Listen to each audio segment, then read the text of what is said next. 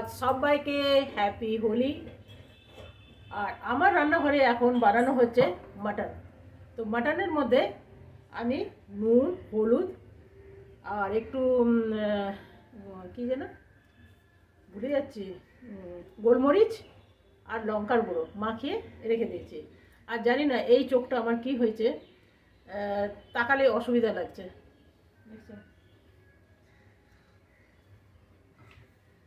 তো সবাই খুব ভালোভাবে হোলি খেলুন। আর আমি হোলি খুব একটা না, হোলি প্রতি বছর খেলি, এই বছর খেলবো না, কেন চোখে আগের বছর খেলেছিলাম না, আমাকে ডাক্তার দেখাতে হয়েছিল, এত ইনফেকশন হয়ে গেছিলো। তো সেই জন্য এবারে গেটে তালা মেরে রেখে দিয়েছে। তো বানাবো এখন মাটন। তো চলুন আপনাদের সাথে শেয়ার করি। জানেন আমি মশলা টশলা পিষেই আপনাদের সামনে এসছি, কেন মশলা পিষে দেখাতে গেলে খুব দেরি হয়ে যাবে। আর আমি স্ল্যাপের উপরে পিষি না, বেশ অসুবিধা হয় জানেন, ক্যামেরা রেখে ওই পেশা তো মুশকিল হয়। তো কিছুগুলো পেঁয়াজ আমি বেটে দেবো আর কিছুগুলো কেটে দেবো। আর এইখানে পিষে নিয়েছি মশলা। যেহেতু আমার কোনোদিন গুঁড়ো মশলা রান্না হয় না, বাটা মশলাই রান্না হয়। সবসময় আমি বাটা মশলার রান্না আপনাদের দেখে এসেছি, আর আগামীকালও দেখাবো। কেন কি আমাদের বাড়িতে গুঁড়ো মশলার চল নেই। যদি মশলা করা না থাকলেও বা আমার শরীর খারাপ হলো তখন আমি গুঁড়ো মশলা মানে সাহায্য নিই, আদারওয়াইজ আমার ঘরে সব বাটা মশলাই হয়। তো চলুন মাংসটা শুরু করি। সব বেটে নিয়েছি। আর আমি বানাবো একদম বিহারি স্টাইলের। অনেক দিন বিহারি ছিলাম না, আর ওদের একটুখানি মাংস রান্নাটা না বেশ স্পাইসি হয়, খেতে ভীষণ ভালো হয়। তবে আমাদের বাড়িতে না স্পাইসি কেউ পছন্দ করে না, বেশ ঝাল মশলাদার পছন্দ করে না। ওই কম কম মশলা দিয়ে ঝোল ঝাল পছন্দ করে না, একদম ঝোল পছন্দ করে না, বেশ একটু শুকনো শুকনো হবে তো ভাল লাগে। আর আমার একটুখানি ঝোল ভাল লাগে, কি বলবেন বলুন। যেখানে অনেকগুলো মুনি আছে সেখানে অনেকগুলো পথও আছে, নানা মুনির নানা পথ। তো আমার হলো সেই অবস্থা। নিজের ভালো লাগা বলতে এখন আর কিচ্ছু নেই, কিছু নেই, সব এখন পরিবারের জন্যে ভালো লাগা। যা পরিবার ভালোবাসবে তাই আপনাকেও করে দিতে হবে। মাঝে মাঝে করে দিই জানেন, আমার পছন্দের ঝাল টাল দিয়ে বানিয়ে দিই। আমি একটু ঝাল খেতে পছন্দ করি, এরা অবশ্য ঝাল খায় না। যেমন আমাদের বাড়িতে মাংসের মধ্যে আলু খুব কম চলে, কিন্তু আজকে হোলির দিন কি জানি পেঁপে পাবো কি না, তো পেঁপে দেওয়া পছন্দ করে, তো আজকে আলু দিয়েই বানাবো। আমার একটু মাংসের আলুটা খেতে ভালো লাগে, এই আর কি। দিয়ে দিয়েছি 3-4 খানা আলু। তো চলুন, কড়াইটা গরম হয়ে গেল, এই জন্য আপনাদের সাথে বকবক করছি। আর এটার মধ্যে নুন হলুদ, মাংসর মধ্যে নুন হলুদ গোলমরিচ আর লঙ্কা গুঁড়ো মাখিয়ে রেখে দিয়েছিলাম। দিয়ে দিলাম তেল, এখানে দিয়ে দেবো আলুগুলো।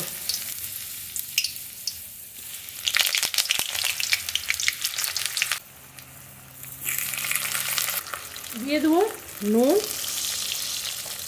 হলুদটা আমি একটু পরে দেবো। হলুদ দিলেই না তেলটা কালো কালো হয়ে যাবে, পুড়ে যাবে, তো সেই জন্য হলুদ দেবো পরে।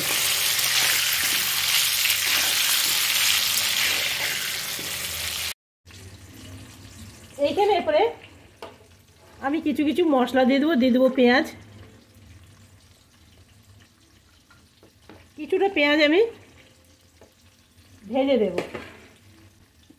এখানে দিয়ে দেবো একটু রসুন, 1.5 চামচের মতন রসুন দিলাম। তবে রসুন শুধু নেই, রসুন আর আদা আছে। এখানে দিয়ে দিলাম জিরে আর আদা, এটাও 1.5 চামচ দিলাম। দিয়ে দেবো সামান্য তেল,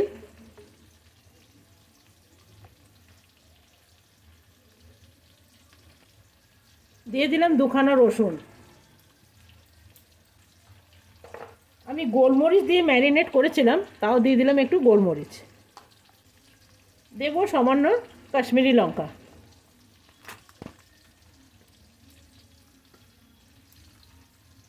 দিয়ে ভালো করে মেখে নেব। এখানে নুন আর হলুদ দিলাম না, দুটোই দেওয়া আছে, পরে আমাকে টেস্ট করে দিতে হবে।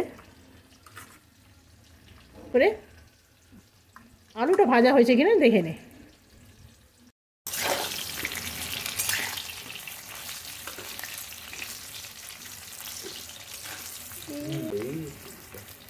তো দেখুন এই আলুগুলো কি সুন্দর ভাজা হয়ে গেছে। এখানে যদি হলুদ দিয়ে দিতেন না, তেলটা দেখ কি সুন্দর আছে না, তেলটা কালো কালো হয়ে যেত। এখন খুব সামান্য হলুদ দেব, হাতে করে দিলাম, তাহলে ভালোভাবে লেগে যাবে। হলুদ দেওয়ার সাথে সাথে তেলটা পুড়তে শুরু করে। এরপরে এগুলো উঠিয়ে নেব।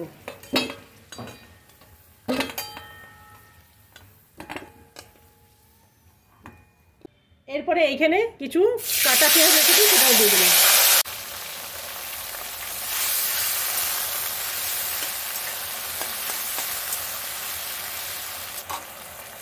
বেশি ভাজবো না, অল্প অল্প ভাজা হয়েছে এখানে। এরপরে মাটনটা দিয়ে দেবো। দিয়ে দেবো বাটি ধোয়া জল। এই জলটা খুব ইম্পর্টেন্ট। এরপরে এটা নিজের হালে আমি একটু একে ছেড়ে দেবো। এইখানে দিয়ে দেবো 2টো তেজপাতা। এইখানে দিয়ে দেবো একটু গরম মশলা। দিয়ে দেবো একখানা কভার। আবার মাংসটা একটু দেখতে চলে এলাম। আমার মনে হয় এখন জলটা কমে গেছে। তখন একবারও দেখা হয়নি, ঢাকা দিয়ে গেছি, জলটা কমে গেছে।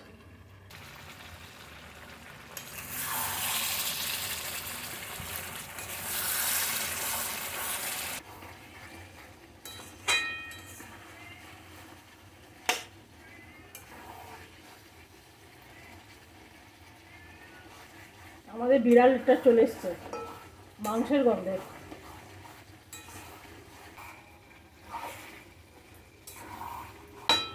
আমি একটু গরম জল বসিয়ে দিই। মাংসতে গরম জল নাইলে না, মাংস যাদের সেদ্ধ হয় না তাদের খারাপ হওয়ার এই একটাই নিয়ম, গরম জল না দেওয়া। এইটাতে একটু বসিয়ে দেবো।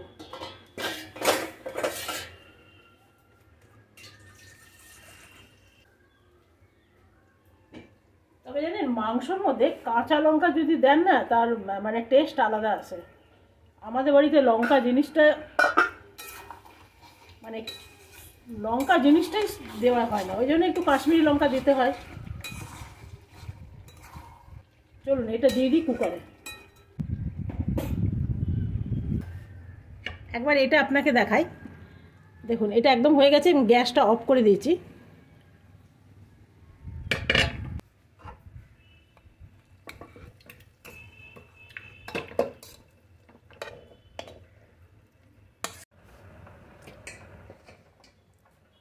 এরপরে গরম জলটা দিয়ে দেবো।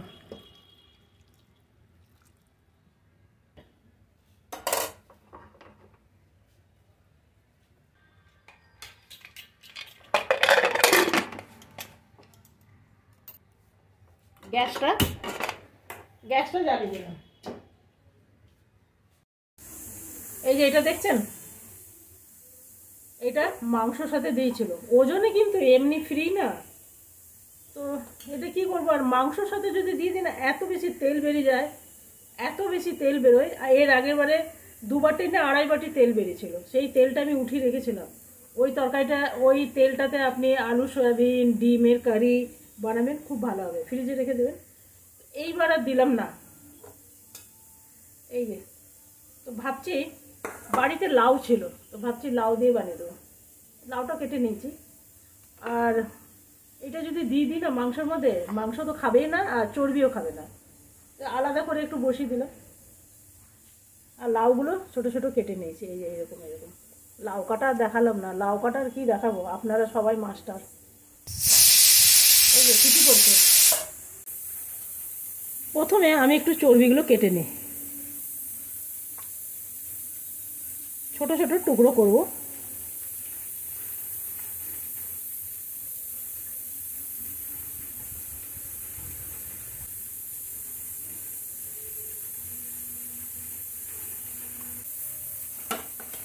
লাউগুলো আমি এরকম ছোট ছোট টুকরো করে কেটে নিয়েছি। কড়াইয়ের মধ্যে দিয়ে দেবো তেল। মাংস খুব কম তেল দিয়ে বসেছি, এটাও এই যে যেহেতু চর্বি আছে তো আরও তেল কম দিলাম। দিয়ে দেবো একটু গোটা জিরে। এখানে দিয়ে দেবো পেঁয়াজ বাটা, দিয়ে দেবো নামমাত্র রসুন, দিয়ে দেবো জিরে আদা, দিয়ে দেবো হলুদ, দিয়ে দেবো নুন।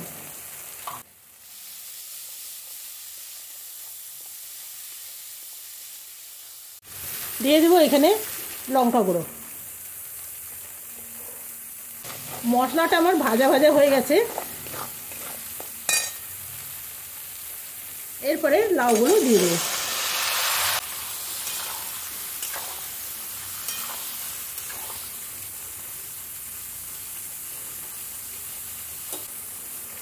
দিয়ে দেবো একখানা কভার। তবে কি জানেন তো, চর্বিটা এখন দেবো না, এখন থেকে দিলে একদম গলে যাবে, কিচ্ছু দেখতে পাবেন না, পুরো তেল হয়ে যাবে। তো চর্বিটা দেওয়ার নিয়ম হলো, সবজিটা হয়ে যাবে তার 2-5 মিনিট আগে দিয়ে ভালো করে ফুটিয়ে নিলেই হয়ে যাবে। তো লাউ থেকে বুঝতে পারছেন, ওই জন্য আগে আমি মশলাগুলো ভেজে নিলাম। তাতে কি হবে না, তো লাউয়ের সাথে যদি মশলা দেওয়া হয় না, তো একটা মশলা ভাজা হবে না। তো লাউ যখনই বানাতে গেলে মশলা দিয়ে তখন আগে মশলাটা ভেজে নেবেন।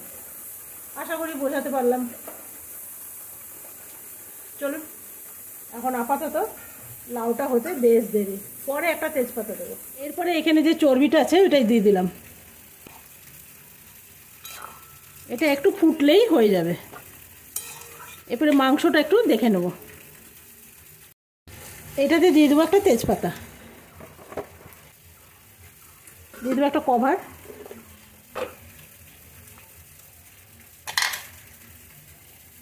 মাংসটা একদম গলে গেছে। এরপরে আমি আলুগুলো দিয়ে দেবো।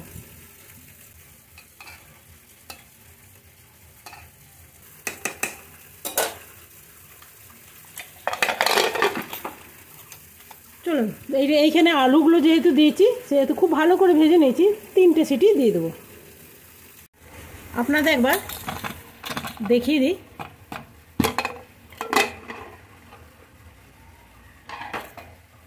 দেখুন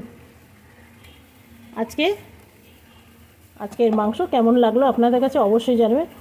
তবু মাংসর মধ্যে যতটুকু চর্বি ছিল সেগুলো দিয়ে তেল বেরিয়েছে, সব চর্বিগুলো তো আমি বার করে দিয়েছিলাম। দেখুন, এটা হলো আজকের লাউয়ের তরকারি।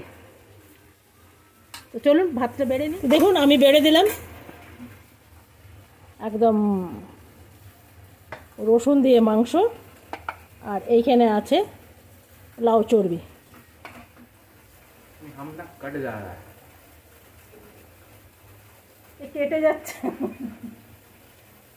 কেটে যাচ্ছে কি করব বলুন, মা নাটা, ছেলে হলো লম্বা। আজকে আমার হোলি স্পেশাল, হোলির দিনে তো হোলির দিনেই দিতে পারলাম, কি করব বলুন। শরীর খারাপ থাকলে মানুষের হাতে কিছু থাকে না, তো এটা আমার ছেলেকেই দিলাম। দিয়ে দিলাম, ও গিয়ে খাক। আর আপনাদের কাছে কেমন লাগলো অবশ্যই জানাবেন। ভালো লাগলে একটা লাইক করতে ভুলবেন না। আগামীকাল আসবো নতুন রান্না নিয়ে। আপনারা সকলে ভালো থাকবেন, সুস্থ থাকবেন। Thank you. রান্না করে নিজে না খেয়ে সকলকে খাওয়ালে সেটাই আনন্দ। সেটা যদি ভালো হয় তো ভালো, আর খারাপ হলে বড় দুঃখ লাগে ভাই, যাই বলুন, মানে